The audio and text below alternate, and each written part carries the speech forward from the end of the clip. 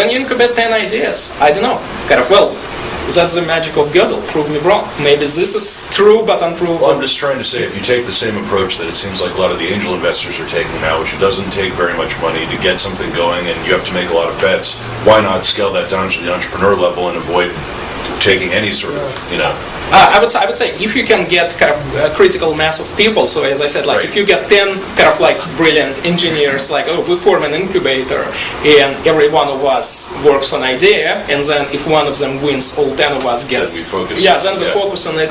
I think it's completely a doable project. But effectively, practically what you said we have 10 co-founders, and these 10 co-founders work on 10 different ideas. Compare that if you had 10 co-founders and you worked on one idea concentrated at the same time. And it also depends on what business or what's your idea, right? And what's the scale of your idea. If you're looking at small things where you're certain that they will be successful, because you're tackling a certain market, then you can play with different numbers and with different people than if you try to tackle a very uncertain and new market, right? And I think even from my personal experience, if you with any startup we had 10 different prototypes. I mean, it was just one name, and then there were 10 different prototypes out there that we ran at the same time, maybe under different names. Maybe there was we had a couple of products that we just released under a different name just to test how it works, right? But the goal was always the same. More questions? What are your thoughts on IP and patents? Objectively, they are poison. Practically, they are your weapons. And we filed 3 patents. We had our nukes if we needed them. So it's I really hope this gets reformed in some way. So more or less check your legal environment when you do a startup. If you do it today, I would think it's becoming less and less important. But the system's still there. The system works. Patent trolls are out there, and they will be hunting you. So you need to have some counter weapons, and that's mean spending some time on patent or two. Definitely, that's not something I would start with. This is absolutely irrelevant, especially in this early iteration system when you don't even know what to patent. But when it starts exploding, that's definitely a time to file something. Again, you're speaking about consumer web primarily, right? I'm speaking for consumer web, but I think in all other industries, patents becoming increasingly more important. Because if you need to spend more time iterating idea, if there is 3-year investment into just one try, well, of course, protect it.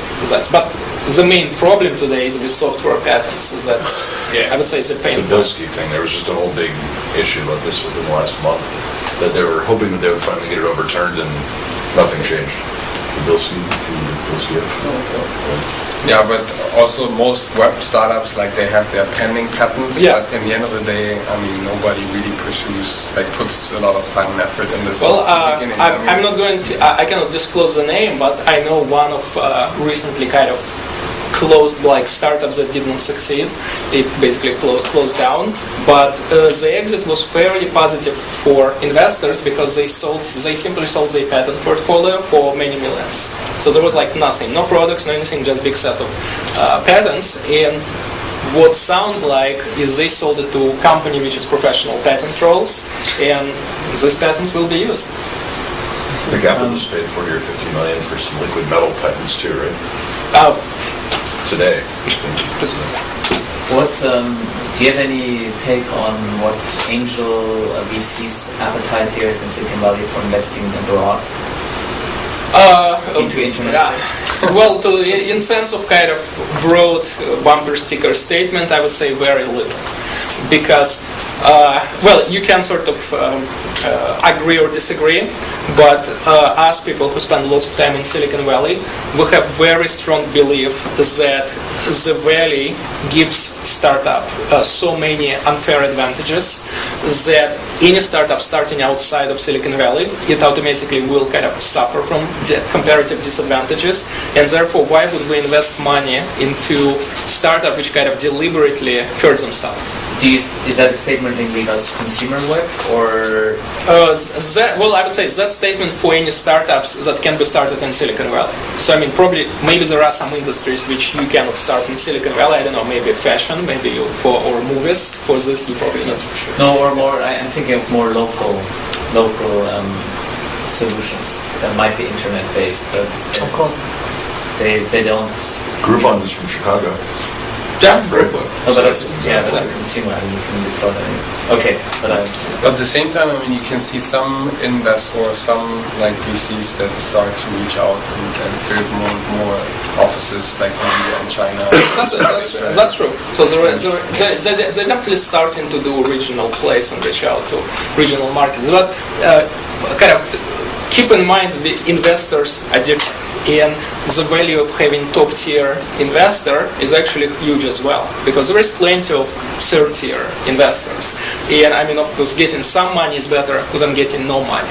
But investors do provide lots of value, like, I mean, Silicon Valley, great top-tier funds, they provide lots of value. So yet again, it's sort of, if you start, as we just discussed, startups are very, very hard. You want to remove any possible handicaps that it's placed on you. You will have way more problem as it is just discovering this kind of unprovable statement. And adding more issues as like not professional VC or VC without experience, VC who is like non in startup hub center, being in not, because let's suppose you start not in Silicon Valley. You have your explosive growth event and you're like, oh my God, I need 50 web engineers tomorrow. If you live in an area where there is not that many web startups, where you get those 50 web engineers? Hiring becomes a huge problem. But you need to hire somebody, so you hire low quality engineers and the whole quality of your startups drops. And hiring great people, you will be surprised, but that's a huge problem even in Silicon Valley, because number of great people is very limited, number of startups with good funding who want them is actually much higher. So that's, for example, for me it was like completely a shock that I thought, oh, we have millions, we can hire anybody we want. Big mistake. Big mistake. It was really, that's the disadvantage actually of Silicon Valley. There's a lot of people, not enough. Comparatively, it's the best place in the world to hire them. But in the rest of the world, that's even more dispersed. They But he makes money. Yes. Yeah. So, when you're doing your exit, when you're getting acquired by one of the companies, what are some of the criteria that they're looking at from you? Are they looking at today's revenues, future revenues? Great questions. Great question. So, okay, yes, I think exit is just big topic. Sorry, what's the question was like, when they're going through acquisition, what are the key things that they're looking for specifically in the consumer web space? Is it users? Is it revenues today? Future revenues tomorrow? Okay, so I think question is great because the whole concept of exit and what acquirers want during the exit, they're just worth covering kind of separately. So first thing I think you need to understand. I will answer your question, but I just want to cover a little bit more broadly. First thing you need to understand. Bigger companies are way more busy and way more concentrated on their model than you think. So they never going to kind of like, unless you basically already Facebook or Twitter level, they never going to like hunt you and like, okay, let's buy us. It's always proactive from startup side. So you need to go out, you need to initiate your own process when you feel kind of, okay, we're big enough to kind of like start looking at acquirers. You need to super proactively push it into their business development departments, because waiting them, oh, we'll be so successful, they will come to us. They will, but it's never going to be at that serious and that high level you want. So statistics. No single answer. So users are good. Revenue is fantastic. It's actually hard to get. YouTube never made anything in their life. Overall momentum, that you basically invent a new space, you're doing something that's never been done before. It's also huge. Foursquare is best recent example. No real revenues, no real users, but they pioneered completely new ground. Geolocation check-ins. Nobody yet really understands what it is, but some companies, especially kind of more mature companies like Yahoo, they want to be part of that momentum. They want to capture it before it worth even billions. So I would say it's highly specific to what product, what market, what what exactly you kind of addressing. Taking my personal specialty, so my startup was about social games. Couple years ago, it was all about users. So it's like it was momentum play. Space was exploding. People were just getting, okay, we want these users to belong to us rather than to you. Year later, it was become more revenue driven. Year later, it become more strategic.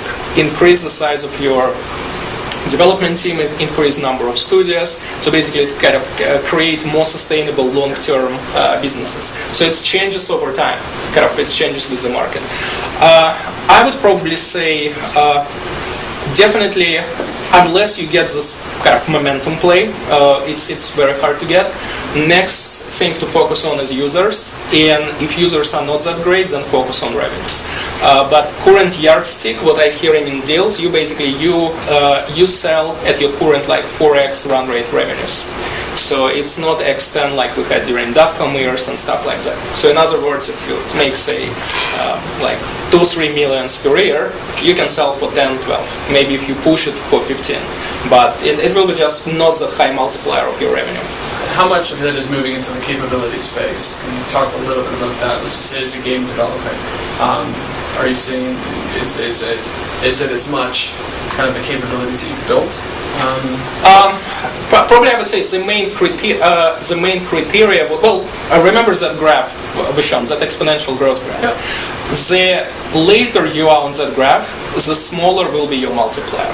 So if you at bare bone beginning of your exponential curve, it's not that hard for you to say, you know what, this is going to be 100 times bigger. It's just beginning of explosion. It's 100 times, because that who knows where this exponential graph ends. So I will give up my upside of that exponent, and I will just say this exponent lifetime value is that 100x. It's doable. If you clearly, and I mean people always see it from statistics, from industry research, from blogs, they will say, oh, you're in mature space. This space no longer have any exponents left. It's all this small incremental progress. And I'll say, okay, well, you're growing like 10% per year, so in 4 years you probably will grow like kind of compound for kind of 40%. Okay, we will give you that multiplier. So the less future upside positive surprise potential there is, the less going to be the multiplier. And in turn, I think some entrepreneurs, they kind of overweight, and I know way too many people who should have kind of sold earlier than they did, because they always think, oh, future will be much brighter. This exponent will keep rising. Be very realistic.